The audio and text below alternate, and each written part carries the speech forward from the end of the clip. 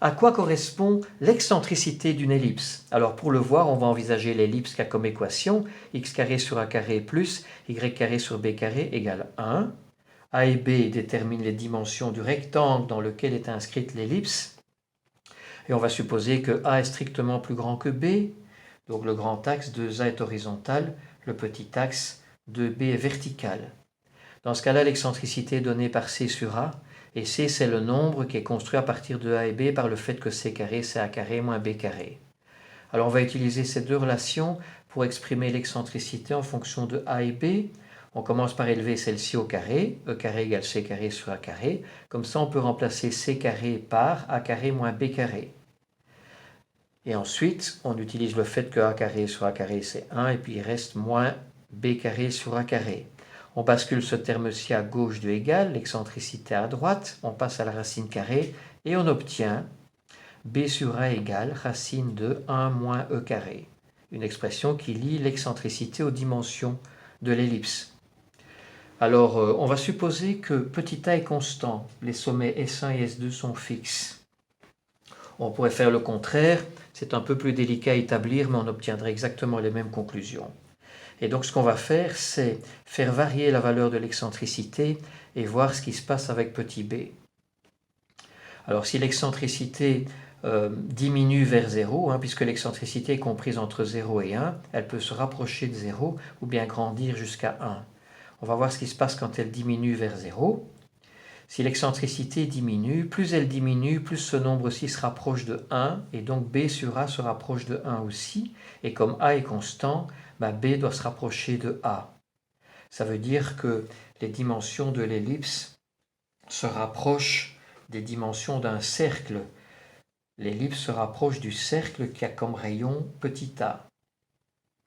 Ensuite, comme B tend vers A, eh bien C va se rapprocher de 0. C va diminuer. Et si C diminue, comme C détermine la distance entre les deux foyers, si cette distance diminue, ça veut dire que les deux foyers vont se rapprocher l'un de l'autre et donc vont se rapprocher du centre de l'ellipse.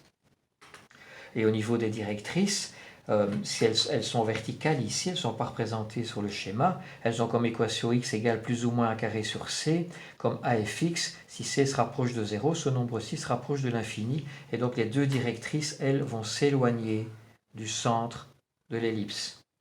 Quand les deux foyers se rapprochent du centre, eh bien ils s'éloignent des sommets.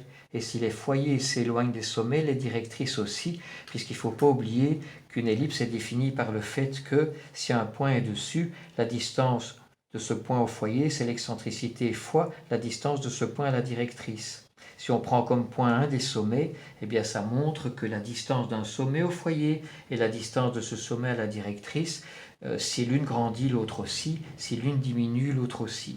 Donc si les foyers s'éloignent des sommets, les directrices aussi. Et les directrices ne coupent jamais l'ellipse, elles sont toujours à l'extérieur, donc elles s'éloignent vers l'infini. Et ça traduit bien la notion d'excentricité. Les foyers sont moins excentrés par rapport au centre, donc ils sont plus proches du centre quand l'excentricité est petite. Voilà. Maintenant, si l'excentricité grandit et se rapproche de 1, l'expression qui est ici, sous la racine, eh bien, on a un nombre qui se rapproche de 0. Et donc B sur A se rapproche de 0, diminue, et comme A est fixe, c'est que B diminue.